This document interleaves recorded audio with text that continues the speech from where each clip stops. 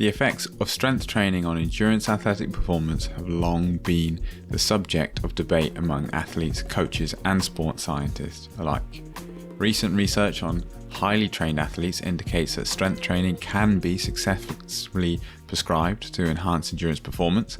For cycling performance, heavy strength training with maximal velocity during the concentric phase is preferred, while both heavy strength training with maximal velocity during the concentric phase and explosive strength training have additive effects on running performance. The primary explanation for improved endurance performance is most likely the adaptations within the strength-trained muscle, including postponed activation of less efficient type 2 fibers, improved neuromuscular efficiency, conversion of fast-twitch type 2X fibers into more fatigue-resistant type 2A fibers, and improved muscular tender stiffness. Importantly, no negative effects of adding strength training to an endurance training program have been reported. That is the conclusion from a review paper titled Optimizing Strength Training for Running and Cycling Endurance Performance. Welcome to the VO2 Lounge. In this episode, we'll be discussing strength training for endurance athletes and its optimization. So with the earlier statement in mind, let's take a look at two studies today. One titled Strength Training Improves Cycling Performance, Fractional Utilization of VO2 Max and Cycling Economy in Female Cyclists, and another titled 10 Weeks of Heavy Strength Training Improves Performance-Related Measurements in Elite Cyclists. Starting with the first mentioned study, the purpose of this study was to investigate the effect of adding heavy strength training to well-trained female cyclists and their normal endurance training on cycling performance. To do this, they employed 11 weeks of heavy strength training and measured the effects on a 40-minute all-out performance test, effectively a time trial. So with that as a brief overview, let's get into the study a little more. Now, their methods. The study recruited 28 well-trained female cyclists who met a specific criteria related to their training and race status. These criteria included training at least 4 sessions per week with endurance training and not engaging in systematic strength training for the previous 12 months. The participants were matched for VO2 max and then randomly assigned to one of two groups. One group would be heavy strength training to their ongoing endurance training. That was E plus S. This was 14 participants. While the other group would continue with endurance training only. This was just the E group. N was 14. So 14 participants in both groups. One is ES, so endurance plus strength. One is just E, so endurance. During the study period, 3 cyclists from the E plus S group dropped out due to reasons unrelated to the study protocol, including medial tibial stress syndrome, illness, and other medical issues.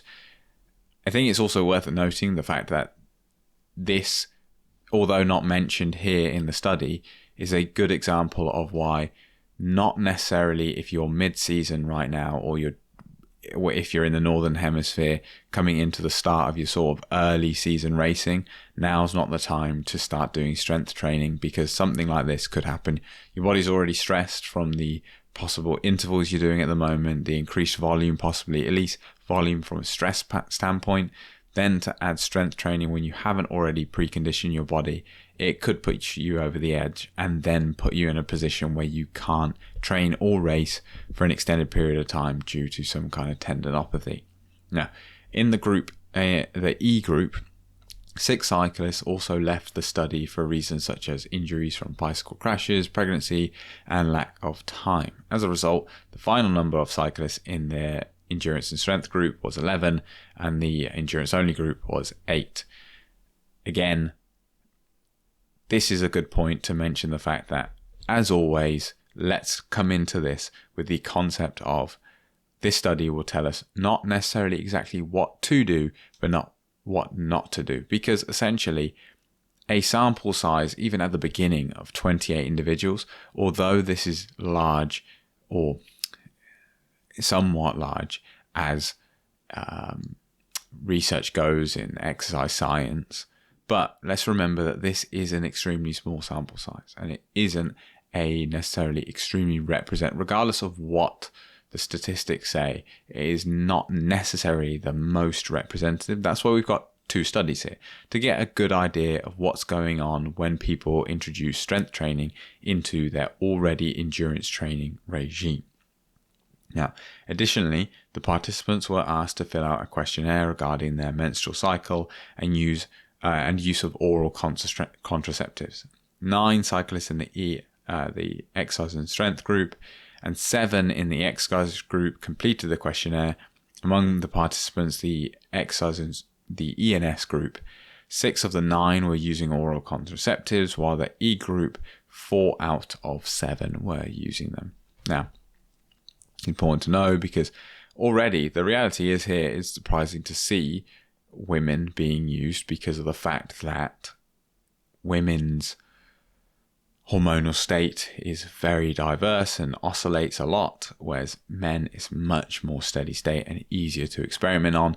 Whether there was a specific reason, whether it was to do with this relating to a women's team, women's cycling in general, I'm not sure, but the studies looked like valid examples of whether this would be important. So I picked these studies.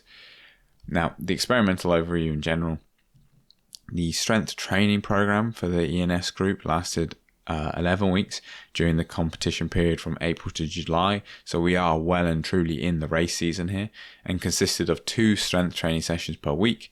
Tested before and after the intervention period was performed over 4 test days, including muscle biopsies, MRI measurements of the thigh muscle cross-sectional area, incremental cycle tests, VO2 max tests, Wingate tests, and 40-minute all-out tests. Training intensity and duration for both endurance and strength training were monitored throughout the intervention period. Although it would appear they were not both prescribed the same training. So that is a confounding factor to some extent. You don't know what they're doing there. They were allowing them to continue with their current endurance programs, and then they were adding the prescribed strength training program on top. The strength and cycling performance tests, various tests were conducted to evaluate strength and cycling performance, including 1-rep max tests, for maximal leg strength, Wingate tests of aerobic power, and I've already said 40-minute all-out trials, endurance performance, muscle biopsies again taken. So what were the results of this test? Initially, both groups showed no significant differences in various parameters, ensuring a balanced starting point for comparison. Despite a slight decrease in body mass observed in the endurance-only group, the addition of strength training resulted in notable improvements in maximal strength, measured through leg press, 1-rep max, and muscle size, particularly in the quadricep muscle. Now, the study revealed a significant shift in muscle fiber compensation with strength training, characterized by the reduction in fibers positive for both type 2A and type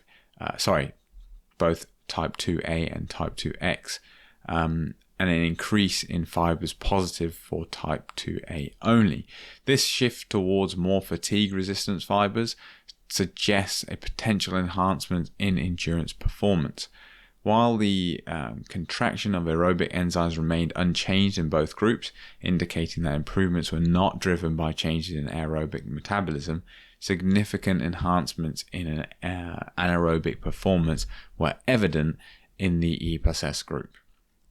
They exhibited improved peak and mean power output during the Wingate test, highlighting better sprinting and short duration power capabilities. The E+S group showed promising improvements in endurance capacity, as indicated by their tendency to increase power output at the standardized lactate concentration and their significantly enhanced cycling economy. These enhancements suggest that they required less energy to maintain a given power output, and a crucial advantage in endurance events. Now, during the 40-minute all-out time trial, the ENS group demonstrated a substantial increase in mean power output, reflecting improved endurance performance. This improvement was further supported by observed increase in performance VO2, indicating more efficient oxygen utilization, a significant enhancement in fractional utilization of VO2 max, showcasing improved endurance capacity. Now, additionally, The ENS group participants experienced notable gains in muscle strength and size, along with favourable changes in muscle fibre composition towards more endurance-orientated fibres. These adaptations likely contribute to their improved performance, despite no significant changes in aerobic enzyme levels. Now, in summary, essentially, the study underscores the benefits of concurrent strength training and endurance training for female cyclists, leading to improvements in muscle strength, endurance performance, muscle composition, and economy. These findings suggest that integrating strength training into endurance-focused training regimes can optimize cycling performance in well-trained athletes. The thing I think is most important to take away here is, although these values were improved, they didn't control for the current training that they were doing endurance focused. So it's not too hard to suggest that what happened here could simply be that the two groups, yes, it would be somewhat to chance that they ended up splitting them just in a way that meant that these people doing the strength training saw the benefits and just happened to be from their endurance training. Yes, but we have to highlight that fact. But we can move on to the second study, which will also shed some light onto whether you should be doing strength training as well as your endurance training. But currently, it's looking pretty positive for including some strength training into your workout. So the second study, 10 weeks of heavy strength training improves performance-related measurements in elite cyclists. Elite cyclists have often a limited period of time available during their short preparation phase to focus on development of maximal strength. Therefore, the purpose of the present study was to investigate the effects of 10 weeks heavy strength training on lean, lower body mass, leg strength, determinants of cycling performance, and cycling performance in elite cyclists. That is the start of their abstract. Now, what were the methods? The study embarked on a comprehensive exploration into the nuanced effects of incorporating heavy strength training alongside conventional endurance training for cyclists, so similar to the other study. A cohort of 20 cyclists, comprising both male and female participants, was purposefully divided into two distinct groups based on their competitive levels and training regimes. The rationale behind this stratification was to foster a deeper understanding of how different training modalities impact cyclist performance. Specifically, the ENS group, again the same as the previous study methodology of labeling things, endurance and strength group, consists of 12 cyclists embarked on a hybrid training program encompassing both endurance and strength training components.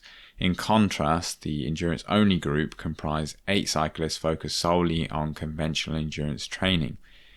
To ensure scientific rigor and consistency, the selection criteria for participants adhered closely to established physiological benchmarks. The overall aim from this meticulous approach is to homogenize the participant pool, minimizing confounding variables and facilitating a more nuanced analysis of the intervention's outcomes. The training protocols meticulously in the study were tailored to unique physiological profiles and training needs of the cyclists. Endurance training parameters, including duration and intensity, were calibrated based on individual heart rate recordings and categorized into distinct training zones. Concurrently, the heavy strength training regime, conducted twice weekly, was thoughtfully structured to facilitate progressive overload over the 10-week intervention period.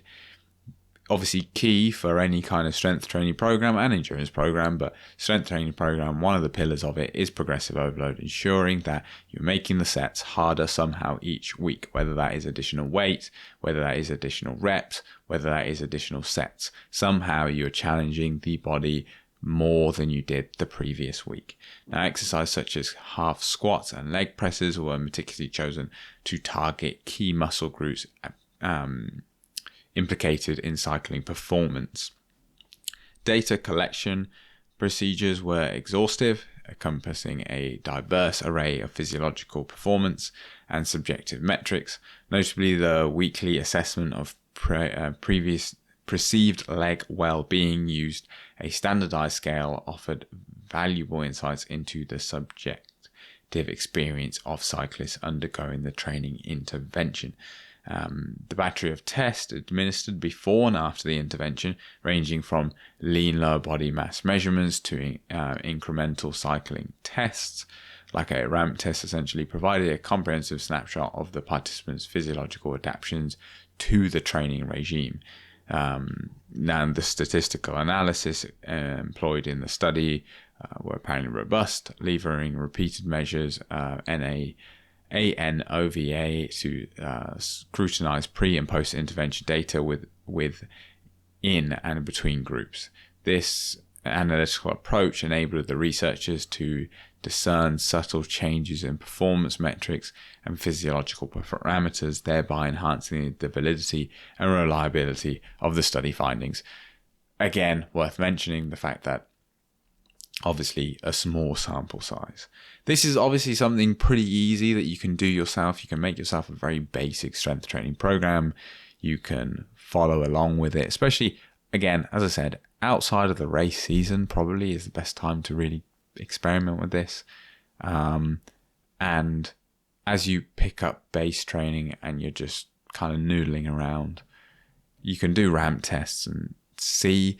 It's always hard because if you do it mid-race season, then one, you could get injured, but two, the increased stress of racing could be the thing that is improving your endurance performance, and trying to calibrate whether you or decide whether this is beneficial through 1 rep max tests. Well, of course, you're going to see improved 1 rep max because it's in a muscular task from a type 2 perspective, and you're doing a exercise that promotes that response.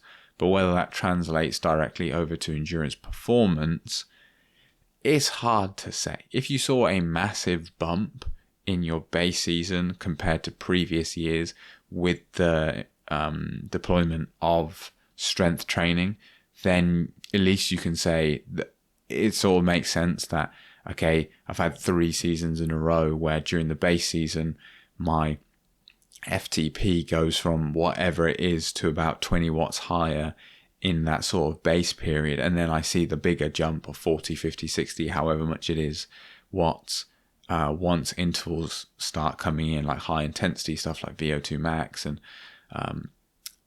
over threshold kind of work comes in, like 40-second efforts, 4-minute efforts, 8-minute efforts. But then if you introduce strength training and then suddenly see like a 40 watt or 50 watt increase in your base phase, then you could point towards it. But it's still a bit of a hard thing to measure and directly correlate. Although the one thing that I think is most valid will be maximal power output. Because if you're doing endurance work and doing no sprint training, or you're already doing some sprint training, you've seen your peak sprint power plateau, and then you introduce post-plateau strength training, that I think is possibly the most valid way to go about testing this. And that is sprint training, seeing where the plateau happens, and then introducing strength training and seeing if it pushes you through it. Because I'm not really certain what the contributions are going to be to endurance specific performance, although there have been some suggestions that it is going to be improving various parameters. So what were their results in this study? The comparison between the ENS group and the E group at the pre-intervention stage revealed no significant differences, indicating that both groups were well matched at the outset of the study. The initial equivalence ensured that any subsequent changes observed could be attributed to intervention rather than the pre-existing disparities between the groups. During the 10-week intervention period, the ENS group exhibited notable improvements in maximal strength, as you would expect, as evidenced by the 20% increase in isometric half squat strength and 8% increase in squat jump height compared to the E group. These enhancements underscore the efficacy of concurrent strength training and endurance training in enhancing lower body power and explosiveness, attributes crucial for cycling performance. This is the thing. They are in both these studies, or at least specifically this one, are trying to suggest that if things that are strength and power related on a very short duration, which is what a 1 rep max and a squat jump are, they are extremely short duration activities, will transfer over to something that is much longer in duration. Think even a sprint at the end of a race, that you could be, first of all, you're probably sitting at over threshold for 3 minutes as you're jostling for position in the lead in to the sprint. And then the final maximal effort could be, say, 10 seconds at just under submaximal. So say 1500 watts is your max. You might be at 800 watts for 10 seconds, 15 seconds as you're in the draft. And then you pop out of the draft and you do another 20 seconds at max. It's orders of magnitude different in the fact that a squat jump test is a matter of seconds. So it still, to me, seems hard to transfer the two across to one another. But despite similar changes in overall body mass and lean body mass between the groups, the ENS cohort demonstrated a more substantial improvement in mean power output during the 30-second Wingate test, indicating enhanced anaerobic performance. This finding suggests that the addition of strength training may confer benefits beyond those achievable through endurance training alone, particularly in activities requiring short bursts of intense effort.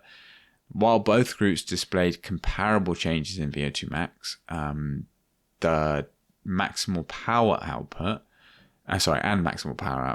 the ENS group showed tendencies towards greater improvements in power output at a lactate of 4 millimole per litre.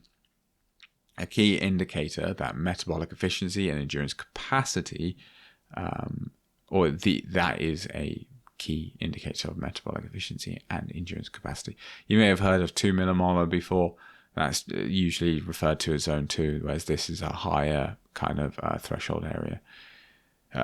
This finding suggests that concurrent strength training may augment metabolic thresholds critical for sustained endurance performance.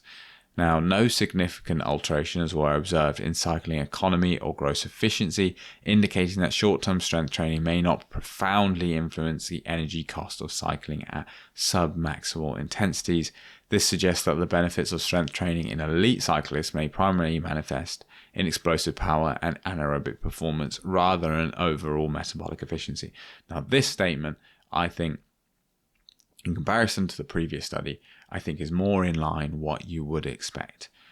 Training a very short, maximum of, let's say, half a minute, if you're doing like a set of 10 squats, the muscle type fibers that you are exercising there or utilizing there are different to the ones that you're going to be using in a submaximal long form endurance race.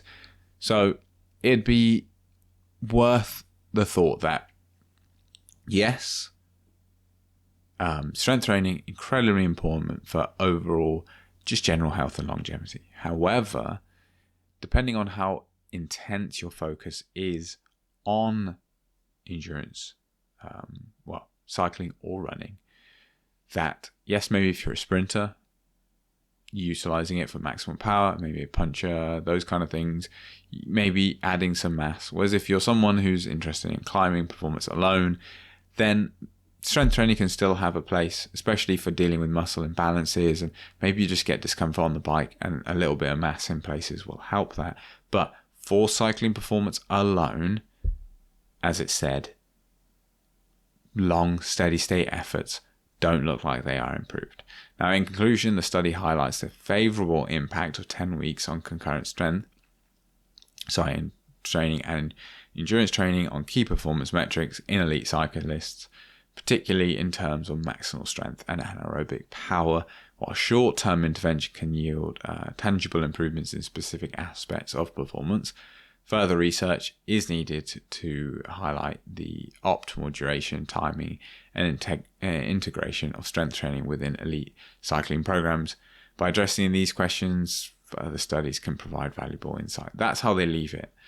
And that's the general end point of most studies in general that you'll read, that further research is needed.